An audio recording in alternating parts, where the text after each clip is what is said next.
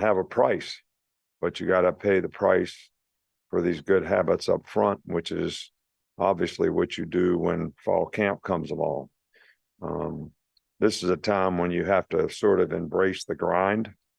We've got some players who've been blessed with talent, but it only comes to fruition if you can embrace the grind, and you can't view the circumstances as an obstacle, but an opportunity to focus in difficult circumstances and difficult situations, so that this will be an advantage to you to be able to sustain, in the future. I think the acclimation process that we go through right now for players is probably a real positive, for the players.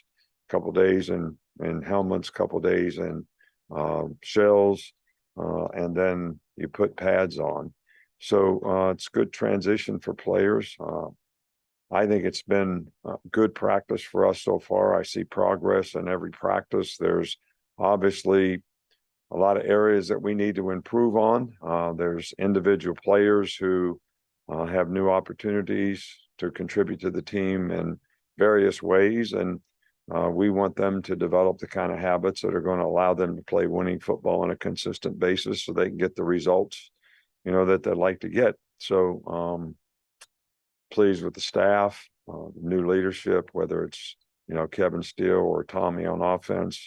Those guys have both done a good job. I think players have responded very well to them, and so far there's a lot of teaching, there's a lot of installation.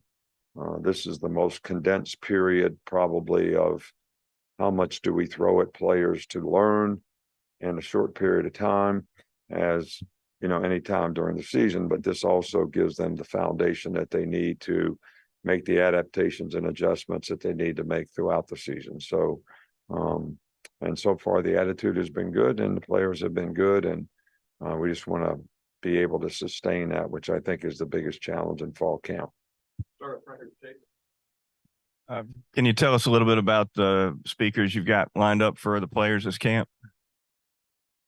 Well, we try to get the best speakers that we possibly can that will address issues that we're facing in college football, as well as people who sort of can help create a mindset that's going to help you be more consistent, so that you can get the results that you want relative to the commitments that you make. So, and I think we have a really good blend of all those, types of people.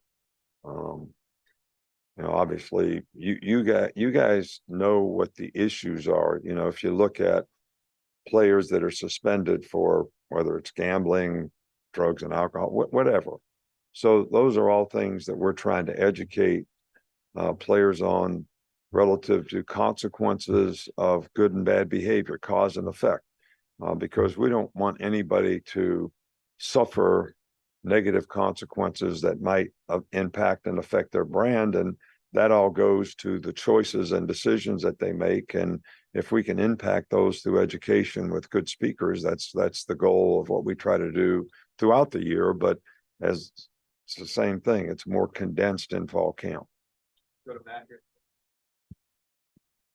What have you seen from Chris Braswell so far this camp?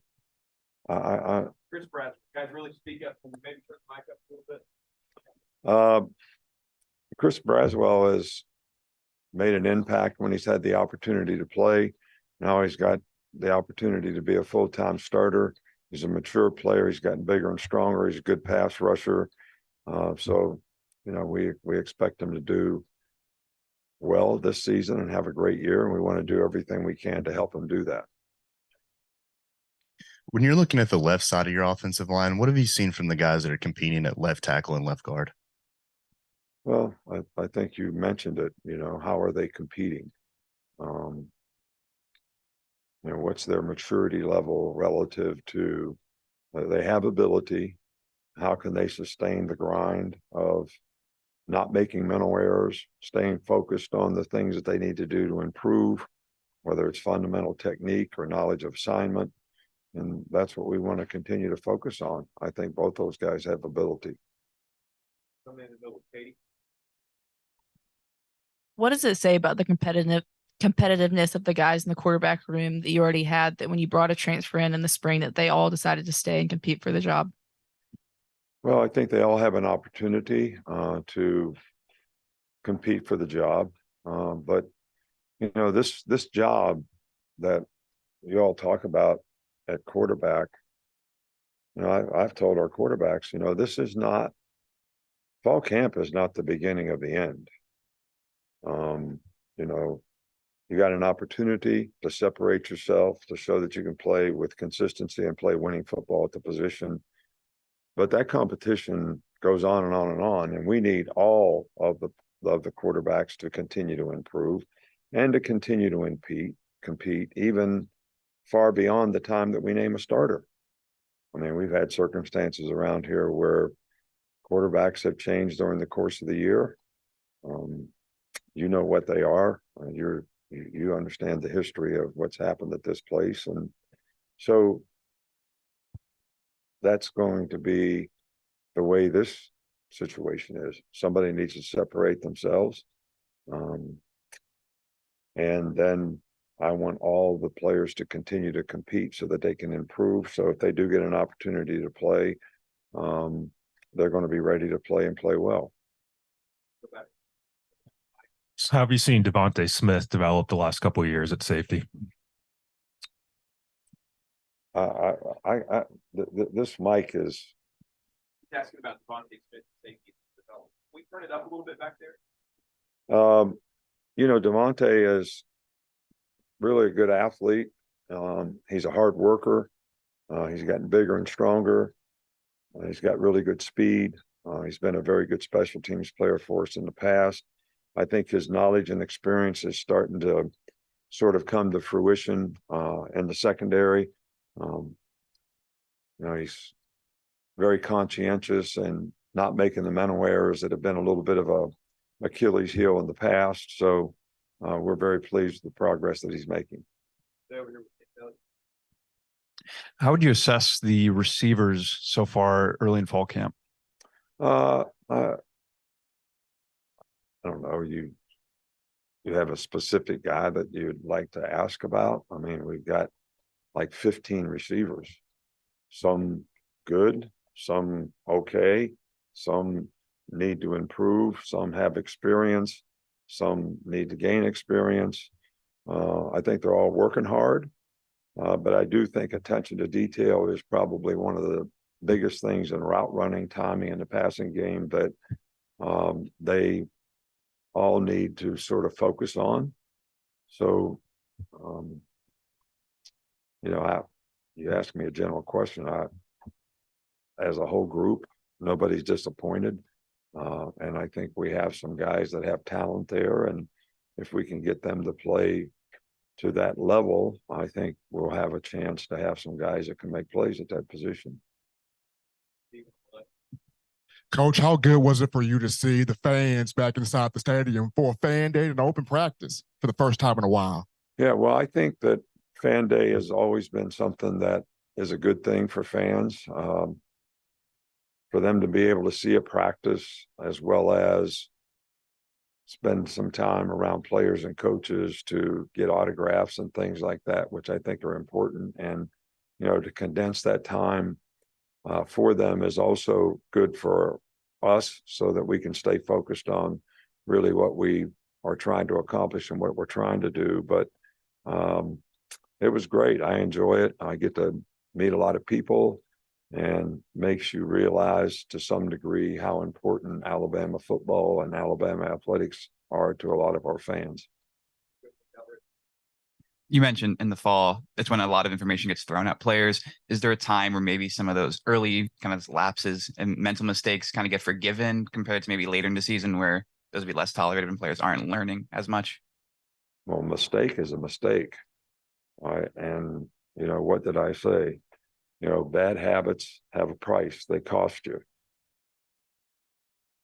And now is the time to develop good habits. I don't think we're never going to play perfect. Every player is going to make mistakes. How much we can minimize those mistakes and the degree of those mistakes relative to how it impacts and affects the outcome of the game. I think we're trying to get guys to stay focused on the process of how they have to focus on that particular play in that particular moment, so they have the best chance to be able not to make, a mistake that's very disruptive to whether it's offense, defense, giving up a big play, making a big play. Everybody has a responsibility and obligation and accountability to everybody, because as soon as one of us makes a mistake, including me, it impacts everybody on the team. So I don't know that that's ever something that you use the word forgive. You try to learn from those mistakes so that you can improve in the future. So they're all opportunities, teaching experience, teaching moments, whatever you want to call them, because you never want to give up a failing. So you never want to tolerate mistakes, but you also want to learn from the ones that you make. We'll go to Tony next. Raise your hand if I've got to. You mentioned there, sorry, you mentioned there being 4 really good running backs in the unit. Is there a challenge of getting them all opportunities during this time? Spreading the ball around? Well, I think everybody has to sort of show how they could be used in a positive way. I think that, that's a position where those guys have been really good special teams players, and I think they can contribute in special teams, as well as we've had as many as 3 guys have really strong sort of input into how they've been able to impact the team at one time. And I think that's a position we can do it. Hopefully we'll be able to stay healthy at that position, but there's a competition, and the best guys are going to get the most opportunities, and I think those guys can all contribute in a positive way to our team. Yeah, Coach, not sure if you got a chance to see it, but Eli Drinkwitz kind of talked a lot yesterday about conference realignment and teams going from the East Coast to West Coast and how it might affect not just football, but, the other sports at schools and student athletes. I was wondering your opinion on that. Look, I did not hear what anybody's comments have been about this. Look, there's a lot of traditions that we've had for a long time in college football, and I think we're in a time of evolution for whatever reasons. And some of those traditions are going to get sort of pushed by the wayside, I think, and it's sad. Whether it's good, bad, or indifferent for college football, I guess you have to define what is good, bad, what is good and bad for college football. So I think one thing I would just hope that we would keep in mind in all the choices and decisions we make relative to what we do in college athletics is the student athlete. They're here to get an education, want to try to help them develop careers on and off the field. And hopefully some of the choices and decisions that we make for college athletics in the future will impact them in a positive way. And I hope that we can keep that as a priority in terms of whatever we decide to do in the future of college football and college athletics. All right, thank you.